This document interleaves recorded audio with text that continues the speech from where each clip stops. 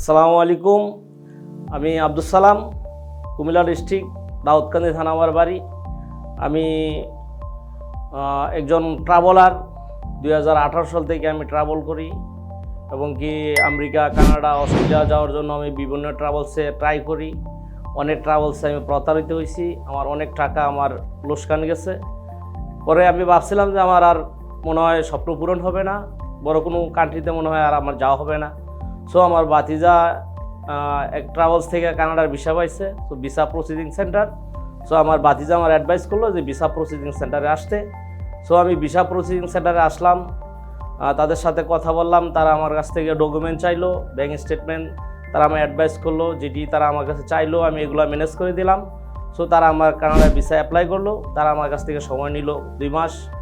So 2 মাসের ভিতরে ইনশাল্লাহ আমার ভিসা অ্যাপ্রুভ হয়েছে। 1 মাস 8 দিনেই আমার ভিসা অ্যাপ্রুভ হয়ে গেছে। সো আমি আলহামদুলিল্লাহ কানাডার ভিসা পাইছি, এই আমার কানাডার ভিসা। সো যদি কেউ আপনারা কানাডার ভিসা করতে চান, নির্ভুল নির্যোগ্য একটা প্রতিষ্ঠান আপনারা চান, সো ভিসা প্রসিডিং সেন্টারে আপনারা আসেন।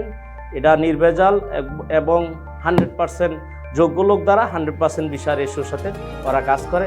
Thank you visa proceeding centre.